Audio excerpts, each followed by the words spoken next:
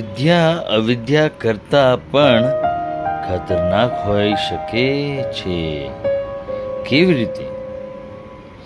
સમાજમાં કારકિર્દી અને સભાનતા છે તેટલી ચારિત્ર્ય ઘડતર માટે નથી.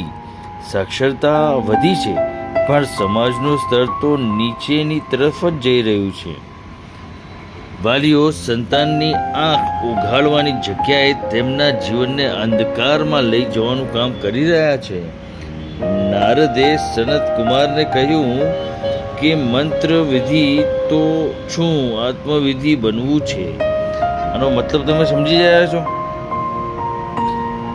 કે આપણી કારકિર્દી અને સભાનતા તો વધી રહી છે કે ભાઈ આ કરીએ ને તે કરીએ, બહાર વિદેશમાં ભણીએ ને ઘણું બધું કરીએ, પણ તમે એનો સૌથી મોટો પાયો તમારું ચારિત્ર્ય બનાવવા માટે તમારા પરિવારના જે મૂળભૂત સિદ્ધાંતો હોય છે, એથિક્સ, એ કેમ મિત્રો છોકરાઓને આજકાલના લોકો આપી શકતા નથી, રાઈટ? જેના લીધે આગળ જઈને એ લોકો બહુ પછતાય છે. એટલે that is a very I opening thing જે ગુજરાત સમાચારે રવિવારે લખી છે.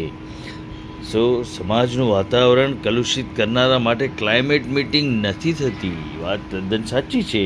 તમારો અભિપ્રાય મને જણાવો કોમેન્ટમાં ઝડપથી.